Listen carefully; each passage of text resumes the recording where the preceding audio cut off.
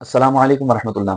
नाज़रीन किराम, social media के मशहूर मजहबी स्कॉलर इंजीनियर मोहम्मद अली मिर्ज़ा की ये गुफ्तगू सुने, फिर मैं क्या आपसे शोर अपनी गुफ्तगू बीवी करता को हूँ। नानो नफका अपनी मर्जी से दे सकता है? क्योंकि हमारे यहाँ अगर माँ की इजाजत के बगैर दें तो झगड़ा। और मामा नू बिचू कटो यार, खुदा दा ना मामा नू कहो कि बेबे तुसी अपनी जिंदगी गुजार चुके, आपके हुकूक पूरे करेंगे, हमें तो अब अपने बीवी बच्चों के साथ इज्जत की जिंदगी गुजारने दो। इस्लाम में जो खानदान है ना, वो मियाँ बीवी और बच्चे हैं। माँ बाप क्या हुकूक अपनी जगह है, लेकिन माँ बाप खानदान नहीं है आपका। जी नाज़रीन, तो आपने सुना कि मौसूफ फरमाते हैं कि जी इनको तो साइड में करो, यानी कि माँ बाप का काम अब ख़त्म हो चुका है। यानी उन्होंने जो आपको पाल पोस कर बड़ा किया है, इतनी खिदमतें की हैं, आपको इस काबिल बनाया है कि आप शादी कर सकें, तो शादी के बाद उनकी ड्यूटी ख़त्म हो गई, अब उनको रिटायर्ड कर दो, साइड में करो। ठीक है ना? तो इससे कहते हैं नमक हराम। दूसरी बात ये कहते हैं कि जी खानदान जो है वो मियाँ बीवी और बच्चे होते हैं, यानी माँ शादी के बाद माँ बाप जो है वो फैमिली से खारिज हो जाते हैं। कुरान पाक में अल्लाह तबारक व तआला ने इरशाद फरमाया वबिल वालिदैनि इहसाना, कि वालिदैन के साथ एहसान करो, उनके साथ भलाई करो। एक मकाम पर फरमाया कि उफ़्फ़ि वला तनहरुमा, उन्हें उफ़ भी ना कहो, उन्हें झिड़की ना दो। जगह ब जगह कुरान पाक में जो है वो वालिदैन के बारे में इताअत का, फर्माबरदारी का हुक्म दिया गया है, उनके सामने अपने बाजू बिछाने का हुक्म दिया गया है। कुरान पाक में जहाँ जहाँ वालिदैन के साथ एहसान करने का, भलाई करने का हुक्म दिया गया है, वो उस हद तक नहीं दिया गया कि बस शादी तक आपने भलाई करनी है, उसके बाद आपने कहा जी आप रिटायर हो जाएं, साइड में पड़ जाएं। सीधा सा सवाल ये हुआ था कि भाई वालिदैन की इजाज़त के बगैर क्या बीवी को खत दे सकते हैं? इसका सिंपल जवाब ये था, बिल्कुल दे सकते हैं, उनकी इजाज़त की ज़रूरत नहीं है। लेकिन मिर्ज़ा हो और बदतमीज़ी का जवाब ना हो, ऐसा तो हो ही नहीं सकता।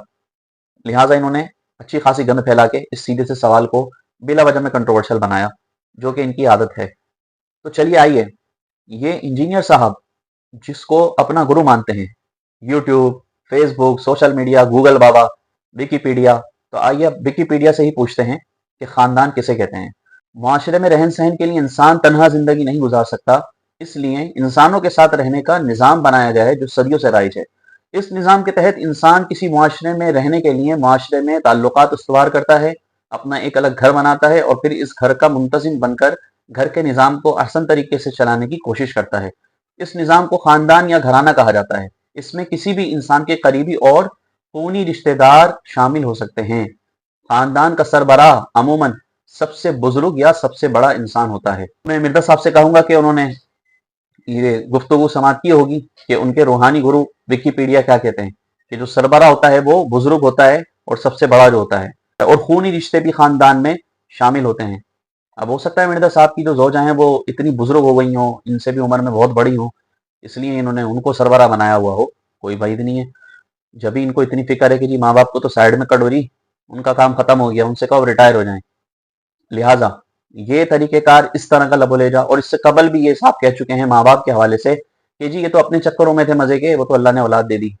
अम्मी केड़ी शैव है, मैं दूध नहीं बख्शांगी, वो तेरा दूध तो है ही नहीं था, तुम तो अपने चक्करों में थे, अल्लाह ने औलाद दे दी। इस तरह के स्कॉलर्स को सुनने से अपने आप को भी महफूज रखें और अपने बच्चों पे भी नजर रखें, कहीं वो इस तरह के लोगों को तो नहीं सुनते, वरना कल को वो फिर सबसे पहले आप ही को साइड में करेंगे।